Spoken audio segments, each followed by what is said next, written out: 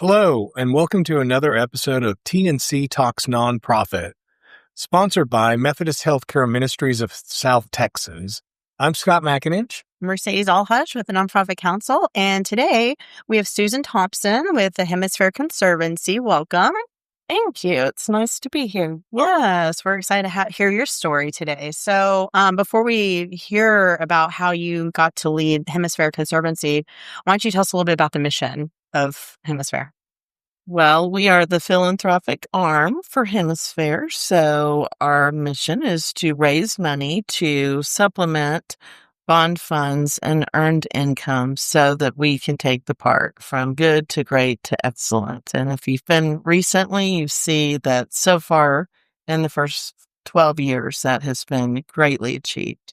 We've used Hemisfair for some different things for Big Give, and we produced a movie down there. That's right. Day Without Nonprofits is on our website. Oh, yes. Of course. Under the Nonprofit Resources tab. But yeah, it's a great space. I haven't been down there super recently, but... Since, is it Civic Park was the last, not the last phase, but the most recent that opened? Yes, Civic Park Phase 1 with the springs. Yes, I had the Great Lawn opened in fall of 2023, and then the ribbon cutting for the whole behind that, the corner of Market and South Alamo. Uh-huh. So from the street on, there's Zocalo, there's a plaza that can feed you. So the Alamo is less than 0.2 of a mile, but you didn't even used to be able to walk from one to another, those few blocks, because you couldn't get in. So now the whole Civic Park is open, and it's fabulous. Wow. It's already been open that long. It just seems like this March? March of this year. And so how many more phases are there? Well, we've broken ground on Tower Park, which is the third and final park in the Hemisfair district. Around. It's right at the base of the tower. It's about 6 acres that we'll be developing. The anchor project is the Red McCombs Community Court, regulation size basketball court, funded by the McCombs Foundation and the Spurs. Okay. So it's all painted, and we're doing the landscaping right now, and then we'll have an official ribbon cutting in September when the Spurs get back. It will be, absolutely. The courts can be used by its awesome. Wow. Yeah. I'm cool. And now the fountains and all that will still be there, or right. So if you picture this plot of 40 acres, there's Yanaguana over here, which is the kids' portion, and then this is Civic Park with the Great Lawn. It's the place where San Antonio meets. So Dia de los Muertos, Diwali, Final Four had all the watch parties there on the Great Lawn. It's and there's the springs, lots of shade, lots of water. And so that's where San Antonio meets, and fun activations this summer. So remind me to tell you all about that. Okay. And then Tower Park is there, right? Like I said, at the base of the tower. And that's going to be, it's skewed towards older adults or just really age inclusive. Okay. So we also have a $1 million grant from the Kronkowski Foundation, and we'll really be focusing our big philanthropic efforts toward developing that. But that will be the park with meandering pathways and little spaces here's the anchor of the basketball court, but maybe there's a meditation garden over here, and then there'll be exercise stations that are suitable for all, including older adults. The benches will be higher. So really promoting health and wellness in a very age-inclusive way. So the 3 parks all have their own identity and their own purpose. Oh, that's so cool. And then the hotel and at the corner there. The Monarch. Yeah. That's Zachary Hospitality Group. Yes, we got, my team and I got to take a tour of it last week. When is it open? It's going to be amazing. March. Wow. This March. It is being built quickly. It is going up beautiful. Fast. When we were downtown for a meeting recently, I was like, wow, they've gone pretty far. Yeah. No, I mean, they've been doing concrete pours at 3 a.m. I mean, they have been on it, and they are right on schedule. That's amazing. So when you say that you can walk to the Alamo, that's where the mall is. You can. Yeah, that side, there's River Center Mall is right across the street, kind of catty corner. The Torch of Friendship is right there. La Villita is right there. So you'll just walk through the plaza at the base of the Monarch and go on down the street up to the Alamo or whatever. And our parking is very much more affordable, I'll just say. Accessibility is really, really, really important for us. And the diversity of who we pull a lot of people from Southwest and East Side's lower income areas. So making sure that it really is accessible, affordable, because not every family can enjoy a day at SeaWorld or La Cantera, but they can come and have the same quality experience for within close range of bus stops, 17 bus stops within 1 mile. Bring your own picnic, bring your own blankets. Really a lot of thought family oriented. And like I said, we're kind of, except for needing to finish out Tower Park, our efforts will be focused more on activation of the park. So, fun things. Disco al fresco on Thursday nights. 3 weeks left, I think. It used to be Sunset Sessions,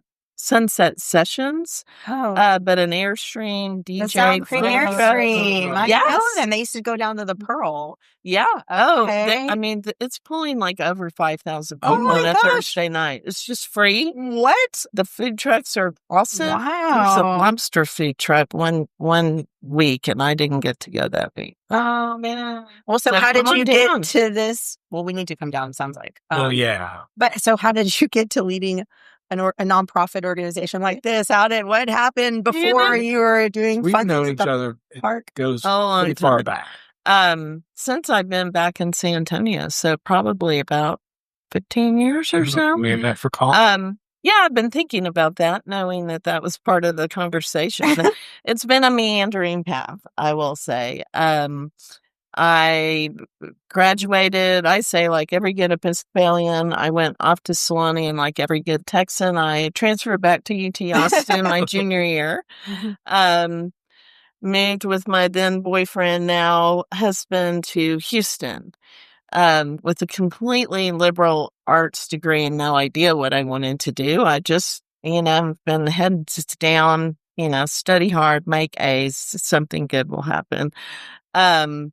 And so I got a job at the Houston Economic Development Council, which then became the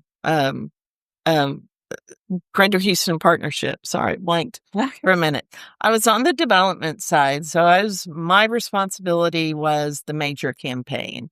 So with the small campaign was like the chamber members, any donations or fundraising under $2,000.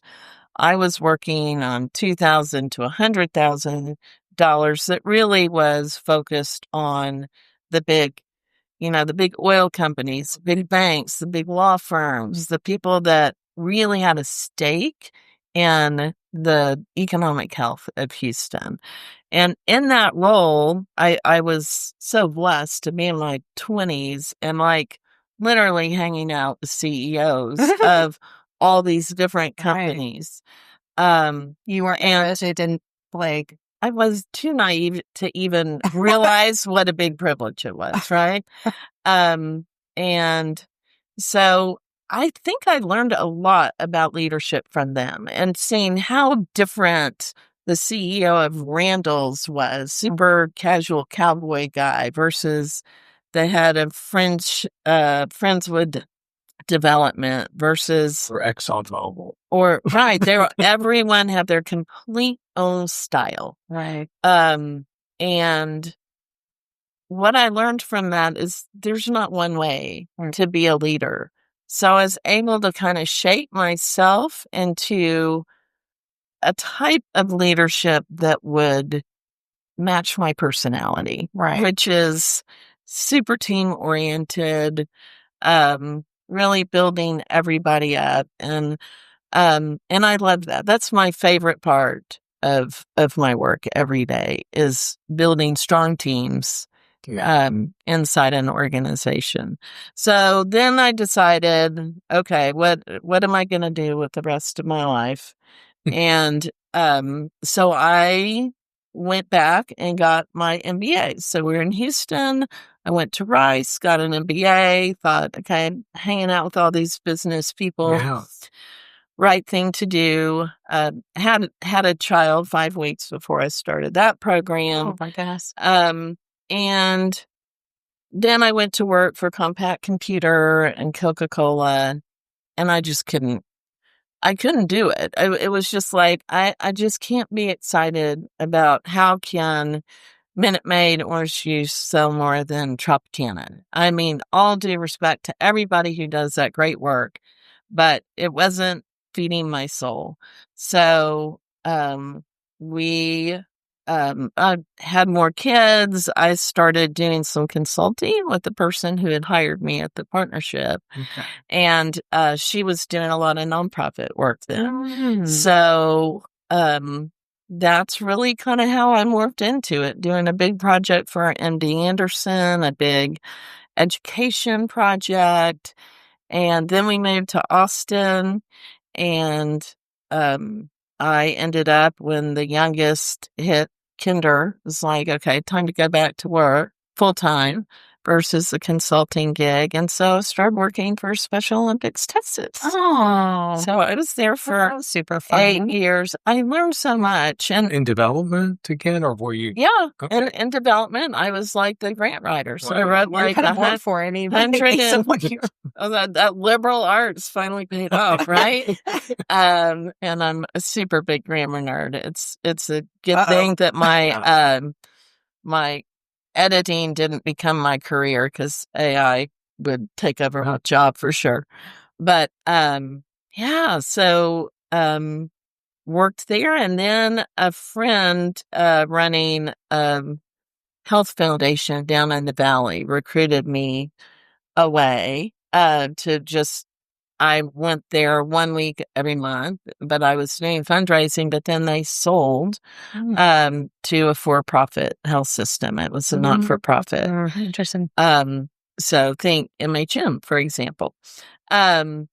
So we became a grant-making organization while I was there. Oh. And so that's where I got to learn all about grant making. So every part of my career has been like, how could you drastically change what you're going to do next?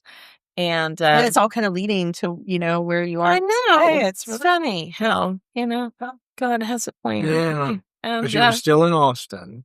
well, you're still there. And then the foundation's board of directors decided, until a bunch of legal stuff got settled, is not time to give out grants. So there was really nothing to do. So with that, our youngest was the only one left at home. He only had a couple of months. My husband worked in a remote job. So we're like, we're not really held here. You should open up your job search to any place. And I was born and raised here. So I was looking back in Houston. We loved Houston. And there in Austin. And the opportunity at the San Antonio Area Foundation came up. So I was there for 5 years, loved that role too, learned so much. I mean, I do feel like I got 10 or 15 years of experience, because a lot of what we were doing was capacity building. We were doing training programs. Like, I learned so much. Remind me what you were doing there, because I know is in meetings with you, and I just don't remember exactly what you're. I was the vice president of grants, programs, and services. So the way it was described at the time, it was the department of the area foundation that supported nonprofits through grant making. So all the discretionary grants, which of course changed ginormously after Mr. Santico's passed. So all of that grant making, all of the training programs, the certifications, the collaborating with universities, and then the capacity building And that's programs. where you reached That's out where, to me to. yeah, that's where I got to know everybody in town. So, at least on the nonprofit Yeah. side. So, Some little system. yeah, so fun. Best people in town. Okay. Definitely. And, but then I missed like actually serving people, and the opportunity came up at Amance, and, that was just so amazing too. I just love Avance's mission. I love my Avance familia, miss And that was them, the education still get to space. see them all the time. Yes. And, then they were changing and morphing in different structures with the national office. And, I got a call from Luis de la Garza, who's the chair of the board. He had been on the board at the Area Foundation, got a call saying, would you be interested? And so I called Ann Krause, my predecessor, who did a lot of work with the Nonprofit Council, and interviewed, and it was a great fit. So how interesting. I'd just gone from, very much everything. Yeah. That's my mishmash.